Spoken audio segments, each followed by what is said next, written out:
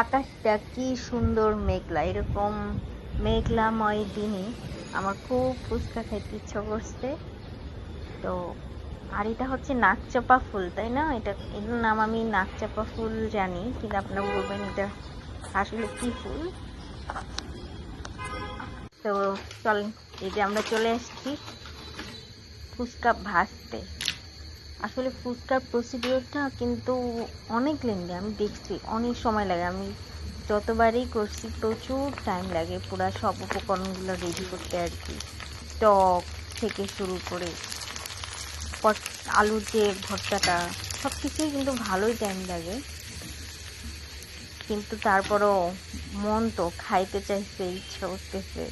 তো এই যে ফুচকা ভাজতেছি আর আমাদের ভাজা কমপ্লিট। ফুচকা ভাজা কমপ্লিট। এখন এটা আমরা সাজাবো।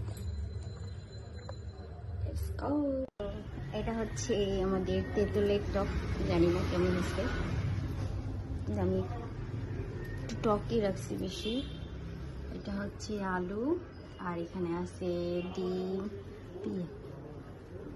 ধনিয়া পাতা, কাঁচামরিচ, আর এটা হচ্ছে পানিপুরি কেন পুদিনা পাতা ধনিয়া পাতা একসাথে করে যেটা করে সেটাই করছি। আমার আসলে পানিপুরি খেতে ইচ্ছে করছিল।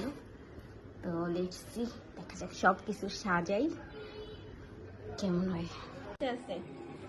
এই যে কি সুন্দর ফুচকার প্লেট সাজানো হয়েছে, কিন্তু ফুচকা হচ্ছে আমাদের শেষে ফুচকা প্লাস ফুচকার উপকরণ দুটাই কম পড়ছিল। এই যে এখানে আসিফ সব কাটতেছে, সবই আবার নতুন করে সিদ্ধ করা লাগছে, ভাজতে হয়েছে। সবাই ভালো থাকবেন, সুস্থ থাকবেন।